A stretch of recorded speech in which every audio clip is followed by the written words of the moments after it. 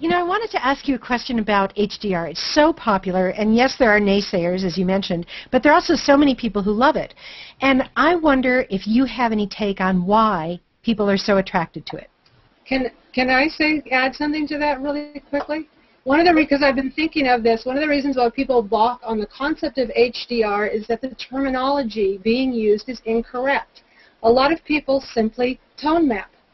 They take one image and say that they're doing HDR, and then people see that and they go, I don't like HDR. But HDR, which is high dynamic range, with a tone map image, you're working with low dynamic range. So people aren't seeing genuine HDR, and when real HDR is done well, it's fantastic. It's incredible. But there also there's a whole bunch of people who like that kind of whatever you want to call it, overdone look or very saturated look. And I'm wondering why. Like, what is it about the human eye? Why are so many people on that train all of a sudden? Visual candy. Visual candy. I mean, it's like Steve Jobs, apparently, when he was telling the software designers when they were coming up with the iPhone, he said, I want the apps icons on the screen, I want them to look like candy. And that they're colorful, they're shiny, they're pretty, and I think there's sort of a basic, we're hardwired to, respond to that, and some people are different, of course. Some people are more hardwired to respond to low saturation image, monochrome images, but whether or not you like HDR or not, when it's done well, even if it is a highly saturated, kind of more over-the-top exaggerated treatment, when it's done well, even if it's not your thing, it can be a very compelling image. And I just think that it stands out, it's shiny, it's colorful, it's lush, has a lot of depth, and I think that it's so different from what people are used to seeing in regular photographs or normal photographs. I think that's part of its appeal. I think that's really to the point. It is different from the photographs that we're used to seeing. And I think when you use HDR software to process things to get us closer to the way we see it, very often people don't think of it as being tone mapped, if you will. Yes.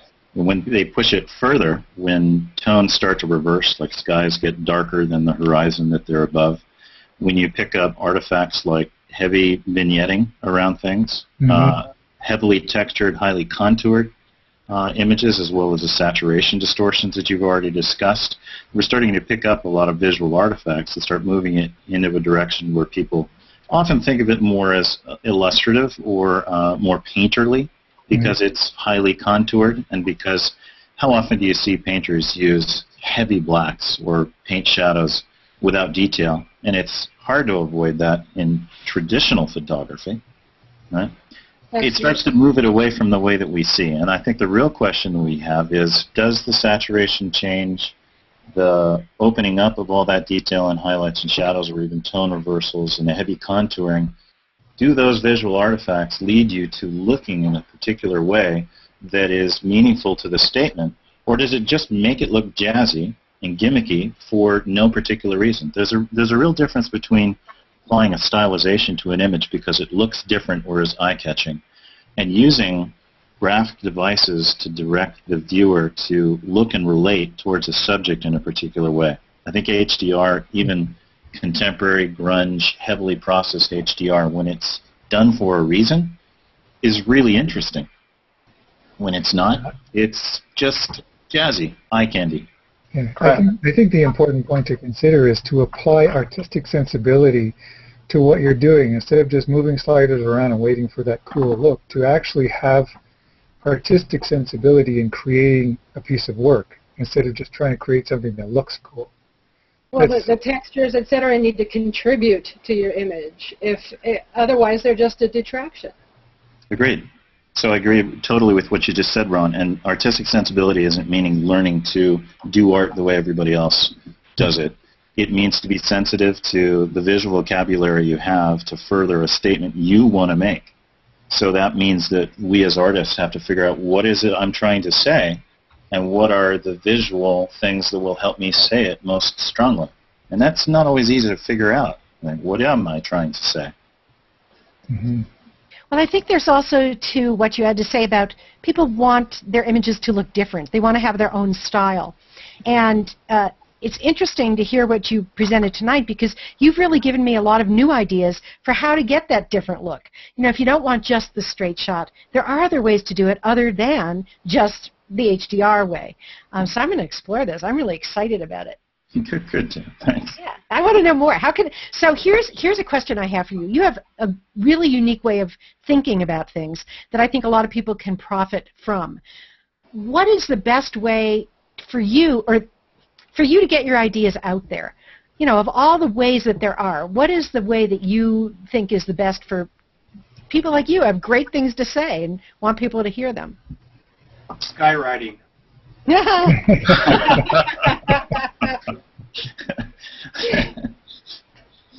I actually asked myself that question a lot, Jen, and I think there's two different questions in there. What presentation of the material is most effective? And that might vary on the way that people want to receive it. It also might vary on what you have to share. I know that when I do drawing demonstrations, it really helps for people to watch me actually make the marks, and it appears kind of like a video. It's live interactive rather than just showing the finished results. So probably a book is probably not the best way to show drawing as much as video. The other part of it, though, is I think in learning to, in sharing, just like Ron was saying, in teaching, you learn. And so I find that depending on how you present the information or try and present the information, you learn more about your subject and you learn to become clearer about it. And for me personally, I find that writing helps me more than anything else because I have plenty of time to consider what I'm trying to say and to work out all the nooks and crannies so that I've thoroughly thought things through. And so I like to write about this stuff first, and then it might move into a live presentation or a DVD or a YouTube video or something else. But I find that writing leads to clearer thinking. And what about workshops? I know, Sean, you lead workshops as well. And it seems like such an intimate and great way to teach people. But on the other hand, it's really expensive, right, to attend these things. So what would be a way, to have that intimate way of teaching without, people have to come up with several $1,000s to get around it, to it? Well, a lot of it depends, I think, on what is the experience that someone is looking for, because if you're going to a workshop which entails travel to a location or an event, that aspect of the workshop is an integral part of the experience that presumably you're seeking. There's no substitution for being there in the landscape and the environment and living, breathing, eating photography for a week in the company of like-minded people and a good instructor. There's no substitution for that in terms of that type of experience, but in terms of augmenting your existing knowledge base, adding to it, refining it, honing it, I think that there's certainly ways to still get at that level of knowledge sharing experience and learning without having the expense and time involved with a travel workshop, like web-based learning, G+ Hangouts, sharing ideas like that. There's a lot of good information that's being shared tonight, and people who are watching are going to be able to take these ideas and these examples that JP has shown and, translate that to their own images sitting in their Lightroom archive, or maybe the images that they think they might want to go and make. And so that's just as valuable, but it's just a different level of experience. Yeah, I was going to say something like that, where, you can learn a lot very quickly by taking a class, by going to a workshop, or you can take a little longer, but you can, meet really great photographers, meet really great illustrators, and people that have a lot of skill, and pick it up along the way. When I've really only been doing photography kind of, more seriously since Google Plus started, but I picked up quite a bit by first hanging out with Scott Jarvie, then and then going through his workshop, his workflow, and that got me really jazzed up. And now, I'm just getting my mind blown by just hanging out with you guys right now about, like a whole other way of looking at the work that I'm doing. So it might take a little longer, but for a person like me, I'm not in a hurry, right? I don't need to know how to do this tomorrow. In fact, I don't have that much time. So this is pretty great, to plug like Google Plus and all that stuff, of course. It's a very, very awesome platform because people are really willing to share here. A lot of the photographers that I follow because they're sharing the secret sauce. They're making posts about color. They're making posts about strobes. For example, I'm going to shoot for the first time with a flash in a dark event tomorrow. So I called my friend. I had a hangout with my friend Al, and he took 10 minutes to give me a crash course on what I needed to do in order to have a chance at making a good image. So that is actually a very excellent way, I think, of learning. I actually think they all complement one another, and what I've been finding is that having materials in all the different channels has led to me being able to teach at a much higher level during the workshops.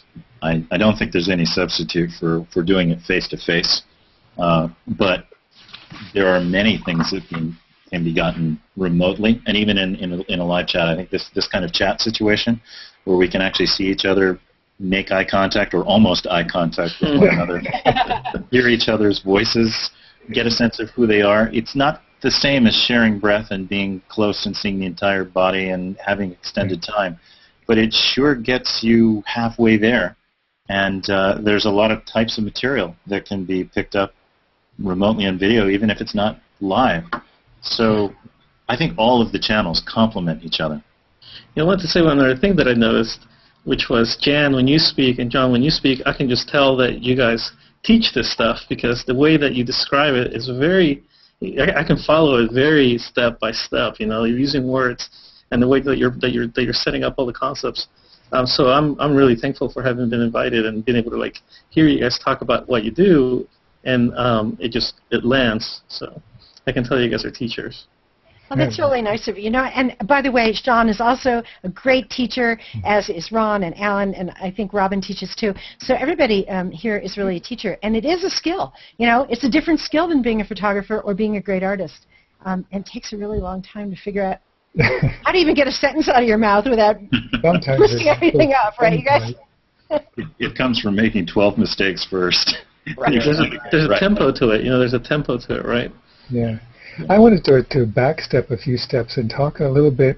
John Paul, you talked about writing, and I know you like to write ideas down and you keep a journal of sorts, and you talked about that in your TEDx talks, but I wanted to go back to accompanying our imagery with writing or to give dialogue to it. I know, Alan, you've worked with that a bit in the past, and you work with other people who work with words as well. Do you have anything to add flavor to that, giving more meaning to images with words? Well, I think there's two schools of thought. There are the people who are storytellers, who are visual and verbal storytellers, and then there are people who are more visual storytellers. For me, it's like exercising two sides of my brain, or two parts of my brain. So for me, it's important. It's like it's an exercise regimen, and I also like adding context. I tend to do a lot of portraiture, so for me, there's one experience when you meet someone's gaze or see an image, but then there's so much more that comes from some of the detail that you can provide that can either surround it or take you to a very different place than the image. So it's creating a bigger experience. Mm-hmm. I think that's important. But again, it's very stylistic. It's, HDR or not. Do you want to accompany an image with words or not? I think it's up to the person, and if nothing else, I think it's worth exploring. I think one of the great things that I get from JP is the just playing and experimenting, and whether you like something or not, in the end, it's about the act of trying and doing, and then seeing if it works for you. And I think that's what this is all about, and that's. Yeah, right on. Yeah. Yeah, I agree. I jump in there and say that a lot of the writing that I do, and I think all of us would benefit from, is not writing that anybody else sees. It may just be trying to put thoughts into a clear context, or to understand what we're doing It might be that one working title or that little mantra that keeps us going along the way. And it never really sees the light of day, but it means so much to us individually and helps us develop our work in clearer, richer ways. Yeah. Mm-hmm. I mean, I don't know about you, JP. I tend to just sit and I write for about half an hour each morning before anyone else is awake, and just, you know, it's the exercise, right? Yeah. That starts my day. Yeah. You're so disciplined.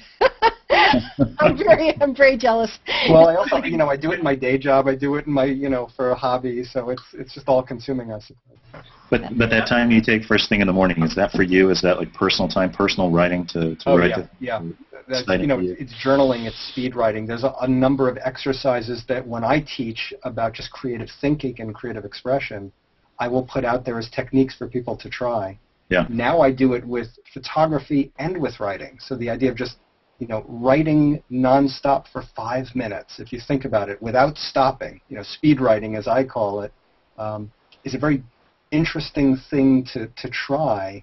And now I've started doing the same thing with photography. I will literally go and I will fill a 32 gigabyte card in 5 minutes. I will just take pictures, not on, you know, high-speed shutter, but just literally consciously, constantly taking different pictures. It's a great exercise. The juice is flowing, and sometimes you're surprised. There are a few bits of gold that come through that. Yeah. Hey, as a fan of Harold and the Purple Crayon, do you think Photoshop is almost your purple crayon? I think it has replaced my purple crayon. Replaced your purple crayon. Replaced my purple crayon. I still want to be able to walk into the images that I create, so it's not quite my purple crayon, but you know, I still want to be Harold. But boy, Photoshop has gotten me at least halfway there. Oh my God, yeah. Are we showing our age by talking about the purple crayon? Like, Ricardo, do you know what that is? He doesn't know what it is. So when we were little, they had this cool book about this Come on, that's like saying Dr. Seuss is only for people over 40. I mean, you know. I'll bet you there's a lot of people who don't know Harold. I know, yeah. And when you have kids. Well, not only that, when I grew up out of the States, so. Yeah. But if you get a chance, look it up, Harold and the Purple Crayon. That was my favorite, too. Yeah. You know, I think the thing that, you know, getting back to the whole notion of the speed writing and taking time to sort of write your thoughts down, even if nobody else is going to see them, you know, that's a great exercise to do, but I think that for a lot of people, the thing that holds them back is that, you know, we're used to thinking that things that we write down are meant to be read by somebody. You know, even if it's just for ourselves, there's still that, you know, voice in the back of our head that it's the inner critic that says, oh, well, this is not going to be good enough, or I need to polish this, and, you know, you have to get beyond that. So you can agreed, but, you know, nobody ever looks at a contact sheet and expects you to publish every single image. Exactly, right? Yeah. And nobody expects you to write the great American novel. We're just talking about speed writing. And even if you do write the great American novel, you're going to have to write at least 20 drafts. So, like, lighten up and play with this stuff, and just look for the gold, and be free enough to make some discoveries. Hey, JP, do you think Google Plus is a game changer for photography? Yeah, I really do. Yeah. Do you? Oh God, yeah. Yeah. Yeah. So you guys have to watch the keynote tomorrow at Google I/O, because if you think so far this is a game changer, tomorrow we're going to be talking about things that are, again, changing everything. Yes. So we're so excited, and I really want to plug that, because I'm really looking forward to tomorrow and seeing what people's reactions are to what we're going to be launching. Ricardo, let us know where that can be watched and what time. So if you go to google.com/io, we're going to be live streaming the keynote, and the keynote begins at 9:30 Pacific Standard Time. Thanks. Great. And that will be available for rebroadcast later, or? Yeah, it'll be recorded. You can replay it back. It'll be on YouTube. And I have a in feeling fact, it's going to be trending, don't y'all? it'll be trending. You'll find links all over Google Plus. And you know, if you're a developer and you're interested in other parts of I/O, all the sessions are going to be live streamed. So just find them at google.com/io. Yeah, I think most of us. Oh, go ahead. Sorry, I was going to say, I think most of us in the room can tell a story or two that'll end up needing Kleenex if we talk about experiences that have happened here, life-changing experiences either with people or with our own vision. So for sure, this group here has a lot of experience with this particular platform offering something very unique. I wanted to take advantage of the fact that Ricardo is here, and I don't know if you can do anything along these lines, but here's my idea. There are so many guys like John Paul and Sean who come from a different world. They've kind of been vetted over the years.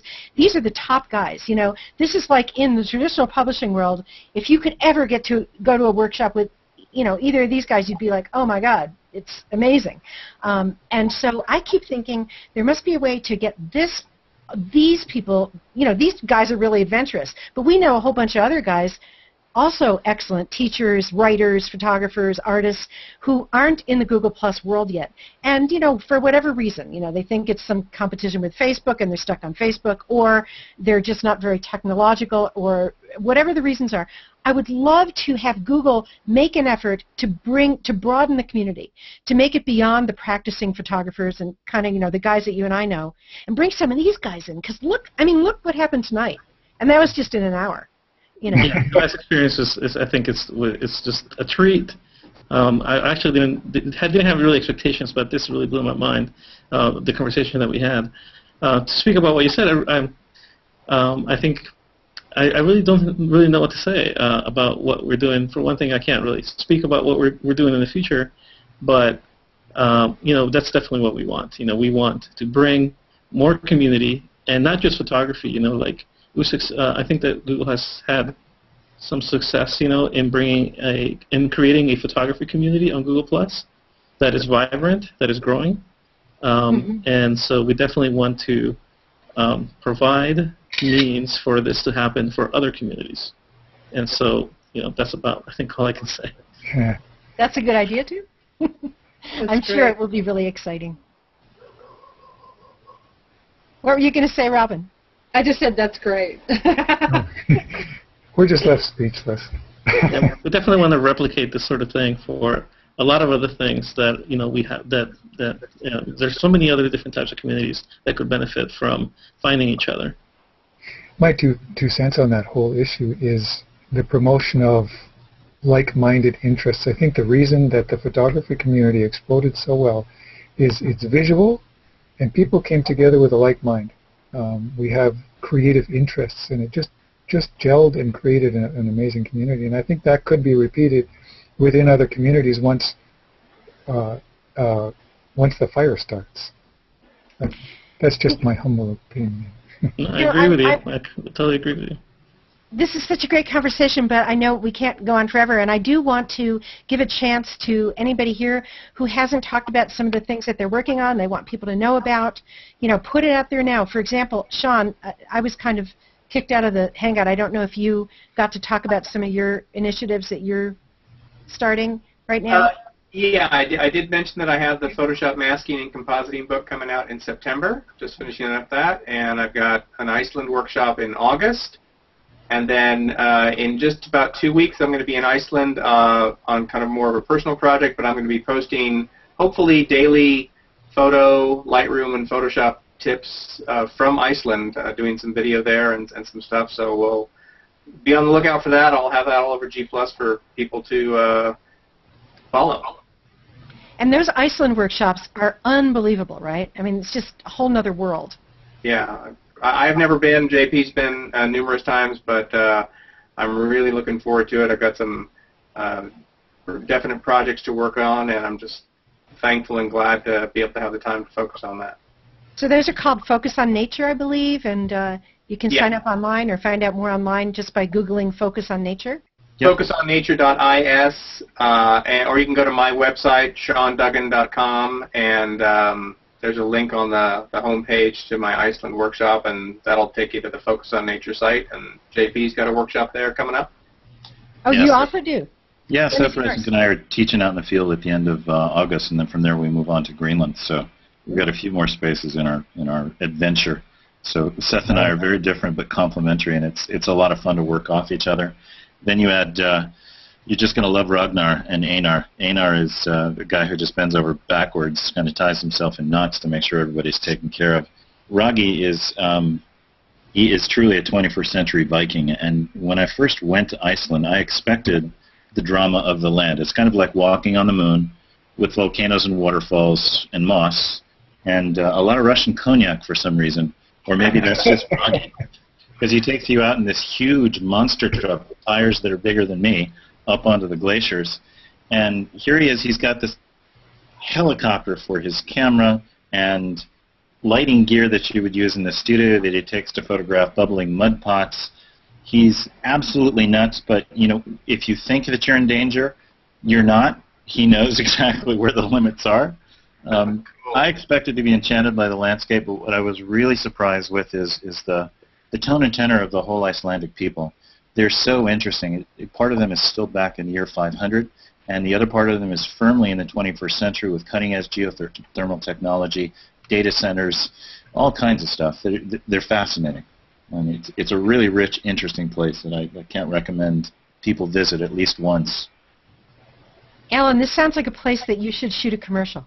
I'm just thinking I want one of those spots with either JP or Sean. I mean, God, how do you pick between the two of you? I don't answer that rhetorical question. Maybe we'll go together sometime. Yeah, yes, and I will be your bag carrier. Yeah. All right, you guys, so I think that's going to wrap it up for this week.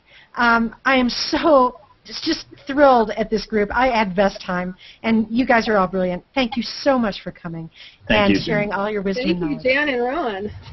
Yeah, you're welcome. All right, then. Until 2 weeks from now, signing off the Photoshop Show. Yeah. Goodbye. Thanks a lot, Jan. Thanks, Ron. Good night.